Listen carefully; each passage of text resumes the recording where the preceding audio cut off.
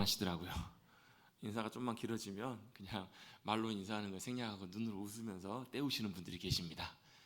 때우셔도 상관은 없습니다. 다만 우리가 서로 문안할 때마다 하나님의 은혜와 복을 함께 또 빌고 또 하나님의 은혜와 복이 함께 임하도록 이렇게 사모하는 마음으로 우리가 또 성도의 교제를 우리가 나눌 수 있었으면 좋겠습니다. 제가 광고 시간에 약간 나눌까 말까 고민했었는데요.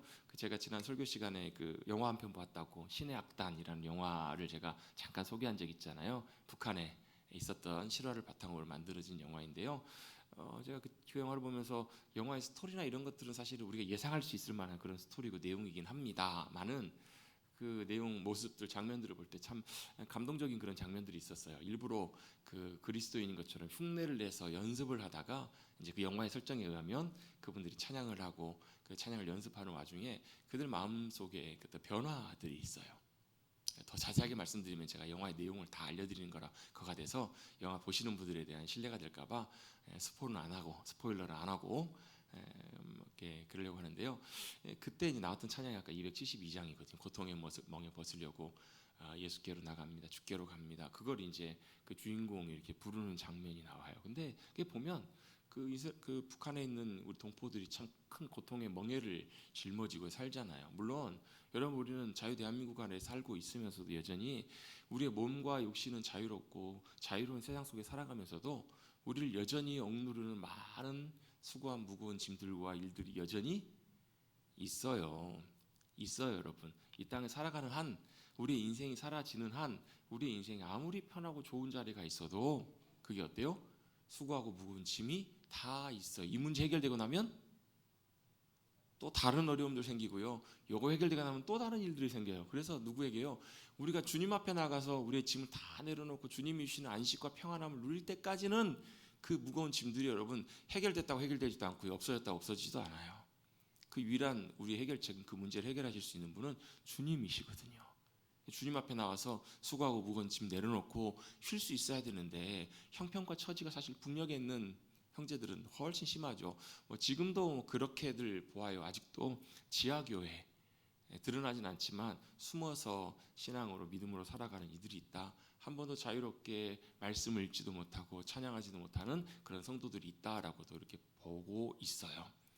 지금은 제가 그런 선교사님들 통해서 들은 얘기가 벌써 한 20 몇 년 전 이야기이긴 하니까 지금은 어떨지는 정확하게 100% 어떻다라고 말하기는 그렇지만 그 당시에 그런 성도들이 있었고 지금도 있을 것으로 우리는 예상을 해요. 그거에 비하면 우리는 여러분 얼마나 자유롭게 사실은 찬양하고 예배하고 말씀 읽고 이렇게 하고 있어요. 근데 거기 고백하면서 고통의 멍에 벗으려고 주께로 갑니다.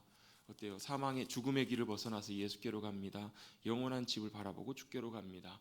그리고 고백하는데 우리는 사실 이 찬양 고백할 때 어때요? 찬송할 때 어떻죠? 그냥 해요. 그냥 뭐죠? 뒤에 병든 내 몸이 튼튼하고 죄악을 벗어버리고 주께로 갑니다 이렇게 고백한다고요. 근데 그 상황 속에 있을 때 그들이 고백하는 그 고백은 어때요? 그들이 진짜 고백이 되고 살아있는 고백이 돼요. 내가 사망의 길을 걸어가고 죽음의 길에서 벗어나서 생명의 주님께로 나가기를 원합니다라고 이렇게 고백하는 그 고백들이 이렇게 찬양하는 모습들을 그 이제 배우가 연기하는 모습을 통해서 보면서요 참 감동이 되더라고요. 또 뭐 광야 같은 찬양도 마찬가지고요. 왜 나를 광야에 두시는지 홀로 두시는지 그리고 또 거기에 예수님이 나의 참 소망이 되십니다. 이런 찬양 고백들이 나오는데 그 고백들이 참 감동적으로 다가왔습니다. 기회가 되시면 한번 가셔서 극장에서 한번 보실 수 있으면 좋겠다 싶습니다. 그냥 우리 성도들은 안 믿는 사람들은 조금 영화가 그렇겠다 일 수도 있지만 우리 성도님들은 가시면 아마 그래도 편안하게 재밌게 유쾌하게 또 감동적으로 보실 수 있지 않을까 싶습니다. 여러분 이 땅 가운데 또 저 북녘 땅에도 또 지금 살아가는 이 지구와 온 우주 만물 가운데서도 하나님의 복음의 놀라운 은혜와 역사하심으로 참된 자유함과 평안함과 회복됨의 놀라운 역사들이 일어날 수 있게 되시기를 주님의 이름으로 축복합니다. 그래서 우리를 통해 주시는 주님의 귀한 은혜와 복을 우리가 누릴 뿐만 아니라 그것이 흘러나서 우리 주변 우리 살아가는 이웃들, 가족들, 우리 주변에 있는 모든 이들에게도 진정한 그 평안과 위로와 주님의 생명의 역사하심들이 흘러가는 그런 귀한 은혜의 통로들로 주님께서 귀하게 사용해 주시는 저와 여러분 되시기를 주님의 이름으로 다시 한번 축복합니다. 그 이야기가 출애굽기의 이야기입니다. 출애굽기의 스토리는 애굽에서 종살이하던 이스라엘 백성들을 구속해내셔서 자유케 하신 이야기가 출애굽기의 이야기예요. 그렇죠? 근데 출애굽기를 우리가 읽으면서 아 그렇구나, 하나님께서 이스라엘 백성들을 구원해 내신 이야기구나라고 이렇게만 넘어가 버리면 우리의 아무런 의미가 없어요. 왜요? 하나님께서 이스라엘 백성들을 구속하시고 구원해 내신 이야기는 결국 궁극적으로 뭘 우리에게 말씀해 주시기 위해서 이 사건과 이야기들이 기록이 되어 있냐면요, 죄와 사망에 매여 있었던 우리를 구속하시고 건져내시는 하나님의 구원의 이야기의 예표가 되기 때문에 이 이야기가 중요한 거예요. 아까 우리 광고 시간에 제가 또 말씀드리다가 깜빡 잊어버릴 뻔했는데요. 잊어버린 건데 요즘 감기 조심하십시오. 요즘 독감 환자도 굉장히 많고 감기 환자도 굉장히 많고 날씨가 생각보다 좀 많이 춥죠. 기온이 좀 영하 뭐 이렇게 오늘은 좀 올랐어요. 영하 뭐 1도, 영하 1도, 2도 그러는데도 생각보다 좀 많이 좀 이렇게 춥게 느껴지고 바람도 좀 많이 불고 그렇습니다. 건강 잘 챙기시고 아프지 마시고 아프신 분들도 빨리 나으십시오. 그렇죠? 그것처럼 뭐예요? 우리를 매여 있었던 세상의 권세로부터, 죄와 사망의 억압의 권세로부터 자유케 해주신 사건이 출애굽기예요. 아까 북한 얘기를 해서 뭐 북한 뭐 또 생각이 나지만요, 지금도 여러분 어때요? 북한에서는 그 얼마 전인가 뭐 이렇게 영상을 잠깐 보는데 탈북하시잖아요. 북한에서 이제 북한에 빠져 이제 나와서 도망을 나와서 이제 월남하는 이제 우리나라로 이제 오기 위해서 탈북하시는 분들, 그분들이 나올 때 이제 그 뭐 그런 얘기를 해요. 다 그런다라고 이렇게 할 수는 없겠지만 많은 분들이 그렇다라는 거예요. 쉽게 말하면 우리나라 중에 독약 같은 걸 같이 갖고 나온다는 거예요. 그래가지고 하다가 붙잡히면 그걸 물고 먹고 그 자리에서 그냥 죽음을 선택한다는 거예요. 왜요? 거기 붙잡혀가지고 다시 끌려가 봐야 죽는 것보다 더한 그런 처우와 대접을, 그런 탄압과 그런 핍박을 받기 때문에 그럴 바에는 차라리 죽는 게 낫겠다 해서 그냥 독약을 먹고 죽는 그런 경우들이 생각보다 많다고 해요. 또 탈북하다가도 뭐 물살에 휩쓸리기도 하고 총에 맞기도 하고 그런 많은 일들이 있다고 해요. 뭐 때문에 그래요? 그 억압으로부터 자유케 되기 위해서, 나오기 위해서 그런 일들을 감행을 한다라는 거예요. 여러분, 하나님께서는 우리가 똑같이 그런 죄와 사망의 억압으로부터 살아가고 있었던 우리들을 건져내시기 위해서 놀라운 구원의 역사를 이루시는 분이 바로 우리 주님이세요. 아멘. 근데요, 지금 보면 제가 느낄 때는 그런 것 같아요. 아유 뭐 구원이든 10원이든 우린 그거 별로 필요 없어. 왜요? 먹고 살만하거든요. 그리고 지금은 어때요? 우리가 자유롭게 살아가는데 무슨 필요가 있고 무슨 의미가 있겠냐는 거예요. 과거에는 어때요? 과거에는 참 어렵게 사는 분들이 많았어요. 참 힘든 분들도 많았어요. 그분들에게 예수님을 전하고 복음을 전하면 어때요? 마음이 별로 높지 않기 때문에, 마음이 어때요? 늘 어려움 가운데 있기 때문에, 가난하기 때문에, 그래요, 나도 예수님 믿고 좀 위로를 받을래요, 이렇게 예수님 믿고 나오신 분들도 상당히 많았어요. 근데 지금은 어때요? 지금 어떻죠? 뭐 굳이 내가 뭐 예수 믿어도 안 믿어도 잘 먹고 잘 사는데 언제 그래요? 갑작스럽게 죽음의 질병이 찾아오거나 여러 가지 많은 어려움들이 만났을 때, 우리의 마음이, 심령이 어려워질 때, 가난해질 때, 그때 이제 주님 앞에 나오는 경우들이 많죠. 그렇지 않고도 우리는 여러분 주님 사모하고 찾고 나아가셔야 돼요. 왜요? 우리 현실과 상황들을 보면 여전히 어때요? 우리 가운데 심각한 영적인 문제가 있다는 것이 우리가 인식해야 될 중요한 문제이기 때문에 그래요. 여러분, 우리도 주님의 놀라운 구원과 은혜가 필요합니다. 아멘. 여러분, 우리 뭐 먹고 사는데 부족함이 없고 잘 살아서 별로 어려움 없다고요? 상관이 없어요. 그거하고 상관이 없다고요. 여러분, 성경에 보면, 누가복음 17장에 보면 부자가 어때요? 부자가 이 땅에서 떵떵거리면서 호화롭게 삽니다. 부족함 없이 인생 다 누리고 삽니다. 근데 그도 죽고 나사로가 죽었을 때 어떻게 됐어요? 그 이후에 어떻죠? 부자는 어때요? 음부에서 말할 수 없는 큰 고통을 당하고 있는 것을 성경은 우리에게 묘사를 해줘요. 여러분, 우리 인생 그렇게 길지 않잖아요. 지난주에도 누구죠? 우리 안성기 씨 뭐 성당 다니셨던 캐톨릭 신도였던 것 같아요. 안성기 씨, 참 어떻게 보면 저도 어린 시절부터 보아왔던 배우이기도 하고 57년부터 배우 생활했으니까 언젠가는 우리 인생이 끝나는 날이 와요. 우리 여기 있는 모두들도 여러분 100년 후에는 다 이 자리에 없을 줄로 믿습니다. 100년 후에 있고 싶은 분 있으세요? 100년 후에는, 제가 50년 후라고 말씀 안 드리는 게 50년 후에 있는 분이 있을 수도 있기 때문에 제가 말씀을 100년이라고 한 거예요. 그럼 언젠가 우리 인생이 끝나요. 그 인생이 그대로 끝나는 것이 아니라 그 이후에 우리의 인생에 대한 사망과 심판과 그 모든 것들에 대한 대가가 우리를 기다리고 있다라는 거예요. 하나님은 그 사망과 심판의 권세로부터 우리를 건져내시길 원하셨고 실제로 예수 그리스도를 통해서 구원의 놀라운 역사를 이루어 주신 거예요. 그거를 미리 보여주신 사건이 바로 출애굽기의 이야기예요. 출애굽기를 통해 하나님께서 놀랍게 구원의 역사를 이루어 주신 우리의 구원의 마치 예고편과 같은 스토리가 바로 출애굽기의 이야기예요. 또 한 가지 우리가 출애굽기를 보면서 자, 출애굽기는 무슨 얘기라고요? 구원해 내시는 구원의 이야기라고요. 누구를요? 하나님의 백성들을 애굽으로부터 억압으로부터 고통으로부터 우리로 치면 어떻게 해요? 죄와 사망의 권세로부터 우리를 구원해 내시고 건져내신 이야기, 이게 출애굽기 이야기라면 또 한 차원의 이야기가 있어요.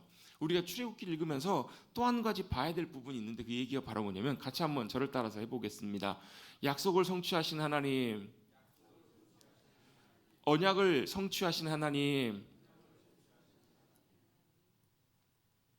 이게 무슨 얘기냐면 언약, 약속을 하나님이 어떻게 하신다고? 이루시는 하나님이시라고요. 그럼 그 언약이라는 게 뭔가, 약속이라는 게 뭔가, 이걸 여러분 우리가 보편적으로 잘 사용하는 표현으로 바꿔보면요 이렇게 표현할 수 있습니다. 하나님은 뭐 하시냐면 하나님은 말씀하신다는 거예요.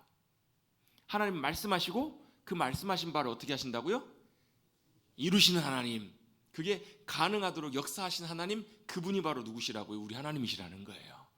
그걸 여러분 성경은 시작할 때부터 우리에게 보여줘요. 언제부터요? 창세기 1장 1장에 보면 빛이 있으라 말씀하셨더니 그대로 되어요.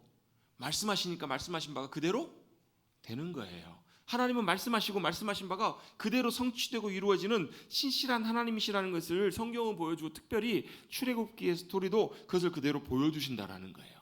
말씀하시고 그 말씀을 그대로 이루시는 분, 그게 여러분 출애굽기 앞에서부터 그대로 쭉 나와요. 특별히 애굽을 심판하시는 10가지 재앙은 어떻게 하나님께서 재앙을 이루시냐면 먼저 어떻게 하세요? 자, 10가지 재앙을 하나님께서 어떻게 나타내시는 걸 보게 돼요. 먼저 누구에게요? 모세에게 말씀하세요. 모세에게 말씀하시면 모세가 누구에게요? 애굽 왕 바로에게 하나님의 말씀을 그대로 전해요. 그리고 그대로 돼요. 언제까지요? 10가지 재앙을 다 완성하실 때까지. 그래요? 안 그래요? 그렇죠. 그럼 뭐 하신 거? 하나님은 말씀하시고 말씀하신 바를 그대로 이루시는 성취하신 하나님이시라는 거예요. 더 앞으로 가져가 보면 이 출애굽의 스토리와 이야기가 어디서부터 시작하는 이야기냐면요, 아브라함 때부터 시작하는 이야기예요. 제가 몇 번 자주 강조하고 있는 것처럼 이 출애굽기의 이야기가 출애굽기의 원래 뜻이 그 새한글 성경 받으신 분들은 그 앞에 맨 앞에 보시면 원 제목이 나와요. 가로해 가지고 창세기 처음에, 출애굽기 그 이름들 이렇게 나와요. 레위기 바이크라 약속들인가요? 제가 갑자기 생각나는 이르시크가 이르시덴가요? 헷갈리네요. 민수기 광야에서 이렇게 있어요. 신명기가 말씀드리군요. 다 있다고요. 그 앞에 제목, 출애굽기 타이틀이 뭐라고요? 원래 타이틀이? 이름들이에요. 이름들. 무슨 이름들이에요? 네, 창세기 46장에 요셉 때 야곱의 아들들, 가족들 70명이 다 애굽으로 내려가잖아요. 그들의 이름들, 그리고 그들의 이름들로 출애굽기가 시작이 돼요. 자, 그게 뭘 의미해요? 애굽에 내려갔던 70명을 통해서 하나님께서 어떻게 해요? 성인 장정만 60만 명으로 이루셔서 애굽에서 번성케 하셔서 그들을 건져내셔서 어디로요? 가나안 땅으로 데려가시는 하나님의 이야기가 바로 출애굽기 이야기라고요. 근데 그것을 하나님께서 이미 누구에게요? 아브라함에게 말씀하셨다고요. 몇 장에 창세기 15장에 보면 하나님께서 아브라함에게 그 내용을 상세하게 다 말씀하세요. 그래서 하나님은 어떤 분이시라고요? 말씀하신 하나님. 그 말씀이 우리에게 뭐가 돼요? 약속이 된다고. 약속이. 왜요? 말씀하신 바를 하나님은 이루시는 하나님이시기 때문에 그래요. 그러면 하나님께서 우리가 하는 말씀을 통해서 하나님 우리에게 말씀하신 하나님의 말씀을 들었어요. 그럼 뭐가 돼요? 그게 그렇구나. 한번 뭐 아주 그냥 제가 쉬운 예를 하나 들어볼게요. 예를 들면 마음의 불안함과 두려움 속에 있었어요. 성경을 읽다가 성령님이 감동하세요. 두려워하지 마라. 내가 너와 함께합니다. 예를 들면 이 말씀을 하나님께서 내 마음속에 말씀하셨다고 한번 가정을 한번 해볼게요. 그렇죠? 이해가 되시죠? 좀 쉽게 하나님이 우리에게 마음의 염려와 두려움이 있는데 두려워하지 마라 라고 말씀하셨어요. 그러면 이제 뭐 하시겠다라는 거예요? 하나님이 함께 하시고 지키시고 붙드시고 책임지시겠다라는, 그게 뭐가 되는 거예요? 하나님의 우리를 향한 약속이 되는 거예요. 두려워 마라. 내가 너와 함께 하리라. 이것을 이루시는 분이 누구세요? 하나님이세요. 자, 이해가 되시죠? 하나님 말씀이 뭐가 된다고? 약속이 된다고요. 아브라함에게 다 말씀하세요. 야, 네 후손이 하늘의 별과 같이 바다의 모래처럼 될 거다. 아니 하나님, 아들 하나도 안 주시면서 무슨 약속을 하세요? 근데 아브라함은 뭐 했어요? 믿었어요. 아브라함 믿었다고요. 하나님이 행하실 것을 믿었다고요. 그리고 그 아들 하나 이삭을 보면서 뭘 봤어요? 하나님이 이루실 약속을 그는 뭐예요? 믿고 신뢰하고 기대했던 거예요. 그래서 히브리서에 보면 뭐가요? 아브라함이 믿음으로 그걸 다 봤다는 거예요. 믿음으로 뭘 봤을까요? 지금은 비록 아들 하나밖에 없지만 이 눈에 아무 증거 없지만, 내 눈에 아무것도 없지만 믿음으로 바라볼 때 뭐가 보여요? 그 약속을 이루실 하나님의 신실하심이 보인 거예요. 그래서 그 약속대로 어때요? 하나님이 그대로 이루시잖아. 야, 네 민족이 큰 민족이 일 텐데 어떻게 해요? 다른 나라에 가서 거기서 뭐 할 걸? 400년이 차도록 노예로 고생할 거라고. 처음 제가 몇 번을 같이 나눴는데 처음 듣는 것처럼 표정을 지으신 분이 계셔서 한번 찾아보십시다. 시간이 하지만 창세기 15장 한번 찾아보십시다. 창세기 15장 18절이에요. 이게 무슨 장면이냐면 하나님께서 아브라함을 찾아오셔서 동물들을 쪼개놓고 하나님이 횃불 가운데 지나가시면서 약속을 맺으시는 장면이에요. 그때 12절부터 보시면요, 해질 때 아브라함이 깊은 잠에 빠져요. 그리고 큰 후감과 두려움이 그를 덮었는데 그때 하나님께서 아브라함에게 찾아오셔서 반드시 알라는 거예요. 왜요? 말씀하시는 거예요. 너 반드시 기억해? 이게 뭐예요? 하나님의 말씀이면서 또한 동시에 하나님의 약속이에요. 언약이에요. 언약. 그리고 이게 뭐가 돼요? 하나님이 이루실 계획이 돼요. 어떻게 하나님 역사에 가시는지. 뭐라고요? 너는 반드시 알라. 13절에 보시면 내 자손이 이방에서 객이 되어 그들을 섬기겠고 그들은 400년 동안이나 내 자손을 괴롭히리니 그들이 섬기는 나라를 내가 징벌할지며 그 후에 내 자손이 큰 재물을 이끌고 나오리다. 그쵸? 이게 제가 왜 이 구절을 다시 한번 보자고 했냐면요, 요 나와 있는 내용이 출애굽기 그대로 다 나와요. 그렇죠? 그렇잖아요. 객이 되잖아요. 요셉 때 내려가지만 그때는 환대를 받지만 요셉을 알지 못하는 왕이, 그 바로가, 임금이, 애굽의 왕이 등장하니까 그때부터 어떻게 억압을 하잖아요. 객이 되어서 400년 동안이나 괴롭혀요. 근데 하나님께서 어떻게 하신다고? 그 나라가 어디예요? 애굽이잖아요. 애굽을 어떻게 해요? 징벌하신다고요. 그래서 10가지 재앙은 뭐예요? 하나님의 공의로운 심판이기도 한다고요. 이해가 되시죠? 제 얘기가 아니잖아요. 성경의 말씀을 보십시오. 징벌하실 것이고 그 후에는 어떻게 해요? 내 자손이 큰 재물을 이끌고 나올 거라고. 언제요? 이미 몇백 년 전에, 500년, 600년 전에 이미 하나님께서 아브라함에게 말씀하신 그 약속이에요. 너는 장수하다가 평안히 조상에게로 돌아가게 될 것이고 내 자손은 4대 만에 이 땅으로 돌아오리니, 이 4대는 아마 이제 그 요셉 때부터, 야곱 때부터 4대인 것 같아요. 4대 만에 돌아오리니 이는 아모리 족속의 죄악이 아직 가득 차지 아니하면, 이 땅을 주시기로 약속하셨는데 하나님께서 이 땅을 다 몰아내고 심판하시기까지는 아직 때가 안 됐다는 거예요. 그때가 됐을 때 돌아가지고 여호수아에게 뭐라고 말씀하세요? 진멸하라고. 왜요? 그들의 죄악이, 하나님의 심판이 이제 임할 때가 됐기 때문에 그걸 하나님께서 미리 말씀해 주시고 언약을 세워주시고 그걸 성취하시는 이야기가 출애굽기 이야기예요. 그런 것 같아요? 안 그런 것 같아요? 그렇잖아요. 우리 출애굽기 1장 2장에 보면 막 숫자가 너무 많이 늘어나니까 바로 왕이 어때게요? 걱정이 돼서 아이들, 남자들 태어나면 다 죽이라고. 그렇잖아요. 근데 그 가운데서도 누구를 건져내세요?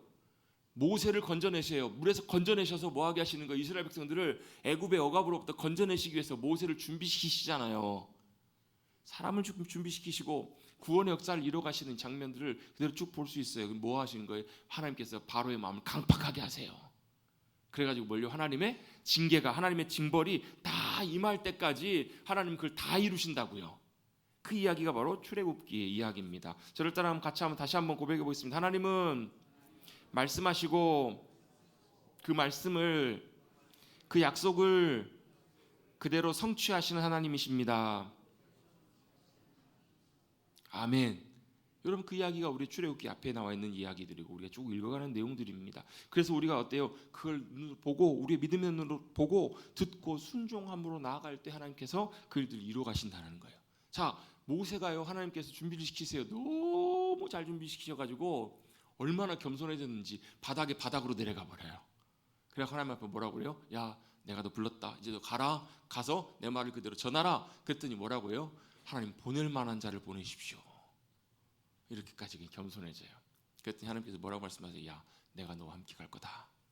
이렇게 말씀해 주시잖아요. 그 말 그대로 전하라. 참 그래도 안 가려고 그래요. 결국은 순종해서 갑니다. 순종해서 갔을 때 하나님께서는 모세를 통해서 그 역사를 그대로 이루어 가시는 것을 보게 됩니다. 막 지팡이가 뱀이 되기도 하고 막 손 넣었더니 나병이 생겼다 없어지기도 하고 막 그런 일들 있잖아요. 거기서부터 시작해서 어떻게 해요? 물이 피가 되고 개구리가 온 땅을 덮고 이가 파리가 어때요? 뭐 여러 가지 전염병들이 막 악종 막 독종들이 막 생기는 이런 일들 쭉 이 어떻게 돼요? 점점 강도가 강해져 가요. 왜요? 하나님이 마지막 애굽을 향한 카운터 펀치를 날리시려고, 애굽을 향한 가장 강력한 하나님의 심판을 그들 가운데 행하시려고 이야기들이 쭉 진행되는 거예요. 모세는 뭐만 했어요? 믿음의 순종만 했어요. 했더니 행하시는 분은 누구세요? 하나님이 행하세요. 여러분, 이것이 바로 믿음의 일들이에요. 믿음은 우리가 하는 것이 아니라 하나님께서 행하시는 일들이에요. 우리는 뭐 하는 거예요? 그걸 보고 순종하고 따라가서 동참하는 것, 그게 바로 우리의 믿음의 삶이고 하나님께서는 그런 믿음들을 통해서 역사하시는 이야기시라는 거예요. 그래서 하나님께서 그 말씀하신 약속을 그대로 이루셔서 뭐 하시게 하시려고요? 야, 내 백성 이스라엘을 뭐 하게 하라고요? 내보내라는 거예요. 뭐 하도록요? 하나님을 섬기도록, 하나님 예배하도록. 그래서 어디로 부르세요? 신의 산으로 부르세요. 그래서 하나님을 섬기는 하나님의 거룩한 백성, 하나님의 소유된 백성을 하나님께서 삼으시려고 이스라엘 백성들을 건져내시는 이야기, 그 이야기가 출애굽기의 전반부의 이야기고, 반대로 어때요? 애굽의 바로는 놔줘요? 안 놔줘요? 안 놔줘요. 하나님이 누구시기에 내가 그 말을 듣느냐? 그 말이 맞아요? 틀려요? 맞잖아요. 바로는 모르잖아요. 바로는 그 말이 맞잖아요. 그러니까 얻어맞죠, 하나님 앞에.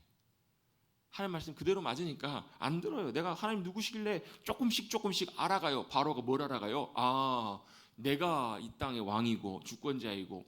사실 바로 이 당시 애굽 왕 바로는요 거의 뭐 신이에요, 신.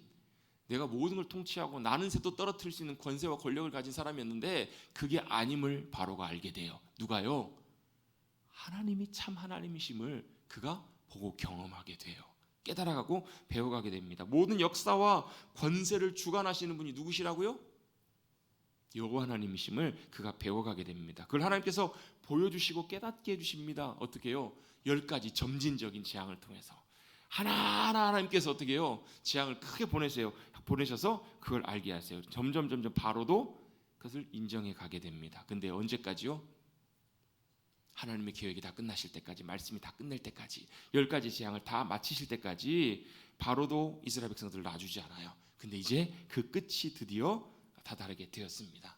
11장에서 하나님께서 말씀하시고 12장에 행하시는 그 이야기, 12장 13장에 그 행하시는 이야기가 이어지면서 하나님께서 그들에게 직접 하나님의 그 일들을 목도하게 하시고 경험하게 하십니다. 그래서 여러분, 뭐 오늘 본문에도 나오지만 하나님은 말씀하시고 그 말씀을 성취해 가시는 것, 이런 것들을 바라보면 참 재밌습니다. 아까 여러분 창세기 우리 15장 읽을 때 뭐가 있었어요? 그들이 나올 때 큰 재물을 가지고 나올 거다. 오늘 본문에 나오죠. 그렇죠. 2절에 11장 2절에 보시면 나오죠. 각기 이웃들에게 은근 패물을 구하게 하라. 이 말씀 나오죠. 근데 여러분 이게 어디도 나온 줄 아세요? 출애굽기 3장에도 나와요. 출애굽기 3장에도 이미 이 일들이 있기 전에 21절에도 보면 내가 애굽 사람으로 이 백성에게 은혜를 입히게 할지라 너희가 나갈 때에는 빈손으로 가지 아니하리니 그 큰 물품들을 다 얻고 나아가게 하실 것을 미리 말씀해 주고 계세요. 여러분 성경 읽을 때요 우리가 하나 잘 보고 읽으실 필요가 있는 게 우리에게 참 유익한 것 중에 하나가 뭐냐면 하나님이 말씀하시고 그 말씀을 이루시고 성취하시는 이야기들을 같이 읽어가면 참 재밌습니다. 성경이. 알아서 하십시오. 다 뭐 별로 관심도 없으신 것 같은데 성경 읽을 때 한번 찾아보세요. 읽다가 어디서 본 것 같은데? 찾아보세요. 앞에 내용들 찾아보시면 앞에 나와요. 왜요? 하나님은 말씀하시고 말씀하신 바를 성취하시고 이루신 하나님이시기 때문에. 여기 출애굽기 11장 2절 말씀이 앞에 3장에 나온다고요. 또 어디 나와요? 창세기 15장에도 나온다고요. 예, 왜요? 하나님은 그냥 즉흥적으로 행하시는 분이 아니시고 하나님의 의도와 계획을 가지고 말씀하시고 말씀하심을 그대로 이루시는 하나님이에요. 중요한 것 한 가지가 있어요. 잘 보세요. 하나님께서 말씀하시고 이루시는 이야기가 성경에 기록되어 있죠. 우리가 봤죠? 못 믿는 분들이 2분 계시는 것 같아가지고 제가 지금 그래 기어요 아니어요? 다 보셨죠? 근데요 진짜 중요한 건 뭐냐면 그 말씀하시고 이루시는 그 신실하신 하나님이 지금 우리 가운데도 함께 하신 하나님이시라는 거예요. 그래서 뭐가요? 지금도 우리에게 말씀하시고 그 말씀하신 거 약속을 이루시고 성취해 가시는 하나님이시라는 거예요. 여러분, 이럴 때는 아멘 하십시다. 그 하나님이 우리 하나님이시라고요. 저와 여러분이 믿고 신뢰하는 아버지 하나님이세요. 그럼 어떻게 해요?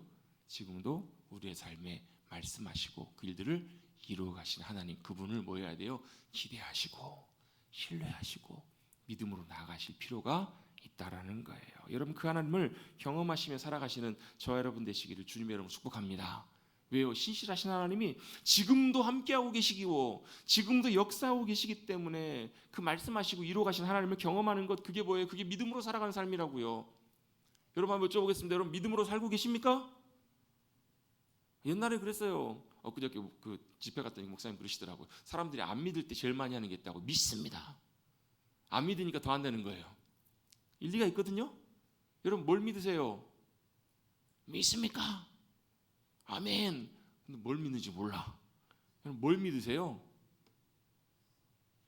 하나님은 하나님의 역사를 위해서 말씀하시고 말씀하신 바를 지금도 신실하게 이루시는 하나님, 역사에 가신, 성취에 가신 하나님, 어디 있어요? 지금 이 자리에도, 우리의 삶의 자리에도 말씀하시고 함께하기로. 아예 목사님, 그거는 믿음이 신실한 사람들이나 그렇죠. 아니요, 믿음은 그렇지가 않아요.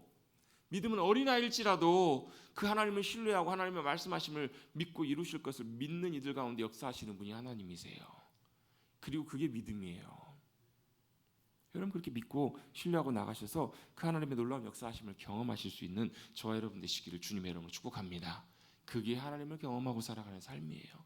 그게 산 믿음이고요. 그게 되어야 주님과 동행하는 삶이 가능해지고요. 그래야 뭐가요? 우리가 하나님을 향한 믿음이, 신실함이, 우리의 주님을 향한 신뢰가요, 자라간다고요. 믿음이 여러분, 교회 오래 다닌다고 믿음 자라지 않아요, 여러분. 믿음이 여러분, 기도 열심히 한다고 자라지 않는다고요. 성경 많이 읽는다고 자라지 않아요. 믿음은 언제요? 그 하나님을 우리가 우리의 삶의 자리에서 역사하신 하나님을 실제로 경험해 봐야 돼요. 우리가 만나고 경험해 봐야 우리의 믿음이 실제로 살아있고 자라는 역사를 경험하거든요. 여러분, 하나님의 말씀하심, 일하심들을 여러분 우리가 경험하시고 살아가시는 믿음의 귀한 자녀들 되시기를 주님의 이름으로 축복합니다. 아멘. 그 하나님이 어때요? 본문에도 뭐가요? 말씀하세요. 그리고 그 일들 이루어 가십니다. 1절에 보시면 모세에게 이렇게 말씀하십니다. 뭐라고 말씀하세요? 내가 이제 11장 1절입니다. 한 가지 재앙을 바로와 애굽에게 내린 후에야 그가 너희를 여기서 내보내리라. 맞아요? 틀려요? 맞죠? 이제 무슨 재앙 남았어요? 어둠 흑암 재앙까지 다 지나갔어요. 이제 무슨 재앙 하나 남았죠? 장자의 죽음 하나 딱 남았다고요. 하나님의 계획이 이거예요. 요거 이루실 때까지 하나님께서 어떻게 안 놔주신다고요. 그대로 되잖아요. 하나님께 말씀하셨는데 바로가 아유 겁나가지고 빨리 나가라고 이랬으면 바로 입장에서 유익했을지 모르지만 하나님께서 그렇게 하지 않으세요. 하나님은 그 일을 다 남김없이 이루어 가신다라는 거예요. 그러면서 뭐라고 말씀하시냐면 애굽에 내린 후에야 그가 너희를 여기서 내보낼 텐데, 여기서 너희를 내보낼 때는 여기서 반드시 1절 읽고 있어요, 여러분. 다 뭐라고요? 반드시 다 쫓아내리라고요. 다 쫓아내리라는 말을 왜 하나님께서 이렇게 하시는가? 바로가 자꾸 조건을 걸어요. 뭐라고요? 야, 니네 장정만 가라. 애들은 놔두고 가라. 애들 데리고 가야 된다. 가축은 놔두고 가라. 이렇게 자꾸 조건을 붙였잖아요. 근데 이제 어떻게 하시겠다는 거예요? 남녀노소, 애들, 재산, 가축 이런 거 모든 것까지 다 가지고 나오게 될 거라. 이제 뭐예요? 애굽에 완전히 다 발을 터는, 이제 모든 것들을 다 털고 나오게 하실 거란 얘기예요. 다 보내게 될 것임을 말씀하세요. 그리고 거기 하나 더 붙여서 아까 우리 읽었던 2절 말씀입니다. 2절 말씀해 보시면 백성에게 말하되 뭐라고 말하라고 하냐면 사람들에게 각기 이웃에게 은근 패물을 구하게 하라 이렇게 말씀하십니다. 이 말씀 아까 읽었던 3장에 나와 있는 말씀, 그 말씀이 실제로 이제 실현이 되는 그 말씀이에요. 그래서 뒤에 보면 출애굽기 13장에 보면요, 이스라엘 백성들이 나올 때 은근 패물 모든 걸 다 갖고 나와요. 많이 받아서 나옵니다. 왜 하나님께서 이 은근 패물을 자꾸 창세기 15장, 출애굽기 3장, 출애굽기 11장, 13장에 자꾸 말씀하실까요? 뭐 중요하니까 결론적으로 사실 거기 연결되는데요. 라피드는 이렇게 이 부분을 이렇게 설명을 합니다. 그 내용을 이렇게 이해를 합니다. 첫 번째로 모세가 바로보다 훨씬 더 위대한 존재임을 높이 보고 인정하는 차원에서 예물을 주었을 것이다 라고 이렇게 해석하는 사람들도 있어요. 그 3절에 보시면 여호와께서 그 백성으로 애굽 사람들로 애굽 사람의 은혜를 받게 하셨고 또 그 사람 모세는 어떻다고요? 애굽에 있는 바로의 신하와 백성의 눈에 아주 위대하게 보이게 하셨다라는 거예요. 앞에 우리 말씀해 보면 그 모세와 아론을 뭐처럼 보이게 하셨다고 하냐면 신처럼 보이게 하셨다고요. 실제로 그런 게 이유가 있어요. 왜 그래요? 지금 모세와 아론에게 누가 함께하고 계세요? 여호와 하나님이 함께하고 계시잖아요. 그게 나타나잖아요. 자, 요셉도 애굽에 내려갔을 때 어때요? 사람들이 요셉과 함께 하시는 하나님을 보았더라 이렇게 나오잖아요. 이게 여러분 우리 그리스도인들 믿음의 삶의 모습이에요. 우리를 통해서 뭐가 보여요? 찬송가 288장에 보면 3절에 이렇게 표현돼요. 주 안에 내가 기쁨 누림으로 하늘에 평강 충만하니 세상과 나는 간 곳 없고 구속한 주님만 보이도다. 이게 무슨 고백이에요? 우리를 볼 때 뭐가 보여요? 예수님이 보이시는 거예요. 우리를 볼 때 우리가 보이는 게 아니라 우리와 함께 하시는 주님이 나타나시는 거예요. 이게 여러분 믿음의 삶입니다. 아멘. 여러분 우리의 삶에 우리가 나타나는 것이 아니고요. 우리는 죽고 주님이 나타나시는 그런 귀한 복된 삶을 사시는 저와 여러분 되시기를 주님의 여러분 축복합니다. 이게 여러분 얼마나 복된 표현인지 몰라요. 그래서 제가 최근 어떤 책을 하나 읽고 있는데 그 책에 보면 글쓰기에 대한 부분들이 나오고 있는데 글은 자기 자신이라는 거예요. 글은 자기 자신을 표현해내는 내용의 글인데 그래서 사도 바울은 뭐라고 표현하고 있냐면 우리가 뭐라고 표현하냐면 고린도 전서인가요? 3장인가 2장인가요? 고린도 후서 전서죠. 전서 후서. 제가 고린도서가 희한하게 전서 후서가 헷갈려요. 너희는 그리스도의 편지라 이렇게 표현하고 있어요. 이게 뭐라는 거예요? 그들의 삶이 뭐라고요? 그리스도의 편지가 되고 글이 되고 나타내는 증표가 된다고요. 여러분 우리의 삶에 모세의 삶에 하나님께서 영광 가운데 나타나셨던 것처럼 우리의 삶에서도 그리스도께서 나타나시는 그런 저와 여러분의 믿음의 삶이 되시기를 주님의 이름으로 축복합니다. 왜요? 모세가 애굽에서 가장 높은 자로 인정받게 되는 거예요. 그래서 어떻게 해요? 그 예물을 드렸다 이렇게 해석하는 견해가 있어요. 두 번째로 또 뭘요?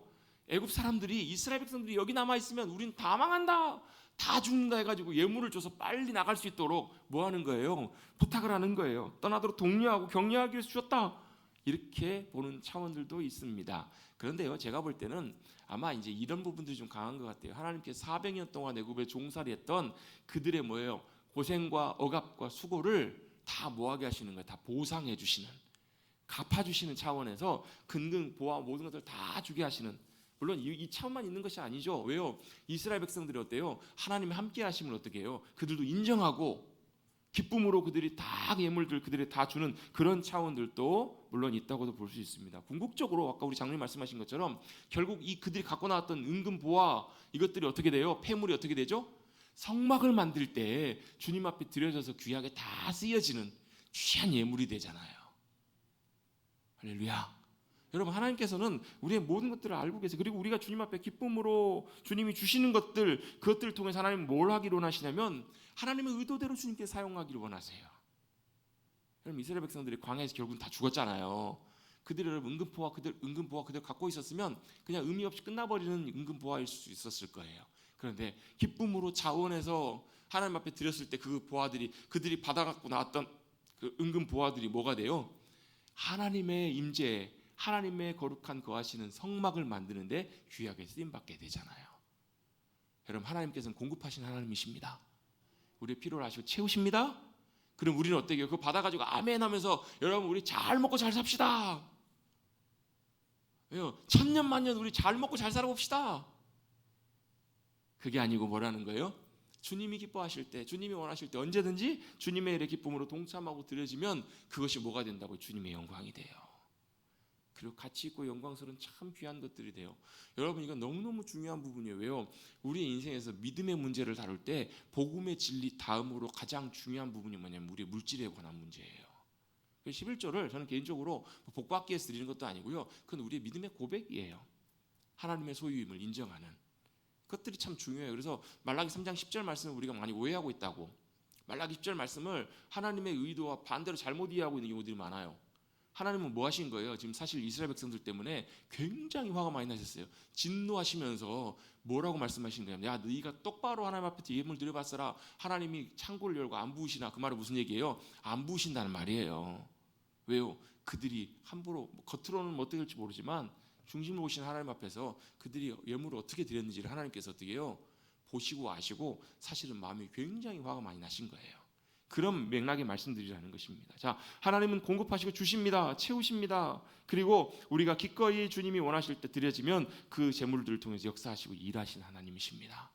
그것들을 이스라엘 백성들에게 말씀해 주시고 그것들이 이제 이루어지는 장면이 뒷장에 나오게 됩니다. 그리고 나서 이제 4절부터 보시면 4절부터 뒷부분에 쭉 8절까지 말씀해 보시면 하나님께서 행하실 일들 다시 한번 말씀하시는데요. 그 일이 무슨 일이에요? 하나님의 애굽 가운데 들어가시겠다는 거예요. 여러분, 하나님이 오신다는 얘기는 좋은 얘기 아닌가요? 예, 믿음으로 하나님 편에 서 있는 이들에게는요, 하나님을 따라가는 이들에게는 주님이 오신다는 얘기는 감격스러운 이야기예요. 감사할 일이라고요. 그런데 하나님을 대적하고 하나님을 따르지 않는 이들 가운데 하나님이 들어가시는 것은요, 뭐 하시는 거냐면 심판하러 임하시는 거예요. 요즘 표현으로 말하면 하나님이 돌격하시는 거예요. 하나님 들어가시는 거예요. 뭐 하시려고요? 하나님이 그들 가운데 들어가셔서 뭐 하신다고? 처음 난 것들은 바로의 가장 높은 왕의 장자부터 저 가장 낮은 노비의 장자까지, 심지어 누구까지요? 가축에 처음 난 것까지도 하나님께서 다 뭐 하시겠다고요? 죽임을 당하게 하실 거라는 얘기예요. 여러분, 장자가 죽는다는 말은 그 집안이 다 죽는다는 말입니다. 하나님이 온 집안을 뭐 하시겠다고? 죽음의 심판으로 심판하실 것을 말씀하고 계세요. 이 말씀도 출애굽기 4장에 나와요. 출애굽기 4장 23절에 내 장자 누구요? 하나님께서 이스라엘이 나의 장자라고 표현하고 계시거든요. 이스라엘의 장자를 괴롭힌 애굽을 어떻게 해요? 그대로 갚으신다고요. 애굽의 장자를 하나님께서 심판하실 것을 미리 말씀하신 내용들이 그대로 이제 10번째 재앙을 통해서 성취되는 말씀들로 이렇게 나오게 됩니다. 그때 애굽의 온 땅에 전무후무한 큰 부르짖음이 있을 거라고. 이 부르짖음 무슨 부르짖음이에요? 애통해하며 슬퍼하며 눈물을 흘리는 고통과 괴로움의 울부짖음이 있을 것임을, 그 말은 한 번도 경험해 보지 못한 하나님의 심판의 그런 무서움, 그런 고통과 괴로움을 그들 가운데 주실 것임을 하나님이 말씀하고 계세요. 그리고 그것이 10번째 재앙으로 임하게 되죠. 그렇죠? 그렇잖아요. 근데 거기서 하나님께서 또 한 가지 덧붙이시는 중요한 말씀이 하나 나옵니다. 7절입니다. 7절 한번 같이 한번 읽어보겠습니다. 시작. 그러나 이스라엘 자손에게는 사람에게나 짐승에게나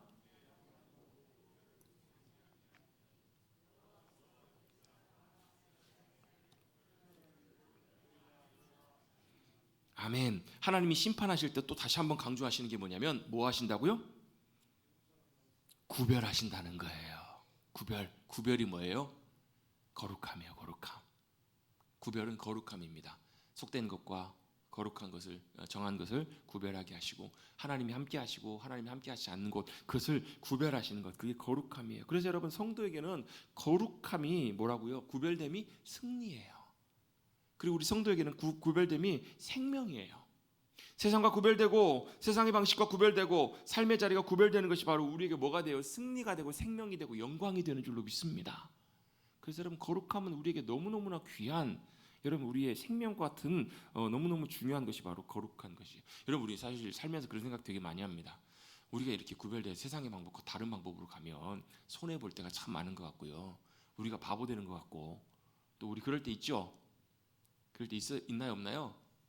여러분, 세상의 방식과 구별돼서 다른 방법으로 우리가 하나님 기뻐하신 방법대로 간다고 가면 다 어리석어 보이고 손가락질 당하고 이럴 때가 있잖아요. 근데 우리 그리스도인에게는 그게 뭐냐면요, 생명이에요. 생명. 하나님의 보호하심이고요, 승리이고요, 하나님의 놀라운 영광이 함께 하시는 참 중요한 좋은 가장 복된 것이 바로 그것이라는 거예요. 그래서 여러분, 우리는 이 구별됨, 거룩함을 항상 붙들어야 돼요. 오래전에 몇 년 전인가 어떤 목사님이 하셨던 그 고백이 저는 참 잊혀지지가 않아요. 거룩함은 성도의 생명입니다. 승리입니다. 거룩함이 성도의 승리라는 것. 왜요? 하나님께서 구별하게 하시는 거예요. 여러분, 구별하셔서 뭐 하세요? 구별 안 된 애굽 땅에는 죽음이 다, 온 집안에 죽음이 다 임하게 하세요. 온 집안이 다 초상이에요. 근데 구별하신 하나님의 땅, 하나님의 백성들 가운데는 뭐가요? 개 한 마리도 그 해가 움직이지 않는다고요. 하나님의 보호하심, 지키심, 하나님의 생명, 그것이 함께 하시는 자리가 바로 뭐예요? 구별함의 자리라는 거예요. 여러분 거룩함으로 구별함으로 바로 주님의 생명 가운데 보호하심 가운데 거하시는 우리 모두가 되시기를 주님의 이름으로 축복합니다. 애굽 땅의 모든 처음 난 것들이 다 죽었습니다. 경고하십니다. 그러나 누구는요? 이스라엘은 완전하게 보호받을 것임을 말씀하고 계세요. 여러분 우리는 주님 안에 있을 때 완전합니다. 안전하고 주님이 보호하십니다. 지키시고 우리를 승리케 해주십니다. 다른 집에는 온 재앙과 고통으로 인해 슬픔이 가득했습니다. 그러나 이스라엘에게는 완전한 보호하심이 함께해 주셨습니다. 여러분 거룩한 것과 속된 것을 분리하신 하나님께서 이스라엘과 애굽 사이에 분명한 구별을 그의 주권적인 손길로 하고 계심을 우리가 믿음 가운데 바라보면서 우리의 삶에도 우리의 심령에도 진정한 거룩함의 구별됨이 늘 함께할 수 있도록 주님의 은혜와 도우심을 구하며 믿음으로 나아가시는, 그래서 여러분 그 구별하심이 함께 하실 때 기름 부으실 때 슬픔과 눈물과 애통이 기쁨과 감사와 찬송으로 바꾸게 해주시는 그런 귀한 은혜가 저와 여러분의 삶에 함께 하심을 믿고 나아가시는 우리 모두가 되시기를 주님의 이름으로 축복합니다. 축복합니다. 그리고 이제 12장에 넘어가셔서 그걸 구체적으로 이뤄가시는 중요한 사건, 그걸 우리는 뭐라고 부르냐면요, 유월절이라고 부릅니다. 유월절에 주님께서 놀라운 이스라엘 백성에게는 생명과 승리의 역사를, 또 하나님을 대적했던 하나님의 백성들을 괴롭혔던 애굽에는 저주와 심판과 슬픔과 죽음의 고통을 겪게 하시는 놀라운 일들을 우리가 유월절 사건을 통해서 우리 12장 13장에 통해서 보게 됩니다. 여러분 전무후무한 하나님의 심판이 애굽 땅에 임했던 것처럼 우리의 삶에는 주님의 구별하심과 보호하심 가운데 감사함과 기쁨으로 늘 승리하며 나가시는 우리 사랑하는 성도님들 우리 모두가 되시기를 간절히 주님의 이름으로 축복합니다. 축복합니다. 함께 우리 찬송하고 기도하겠습니다. 334장입니다. 334장 함께 우리 찬송하겠습니다.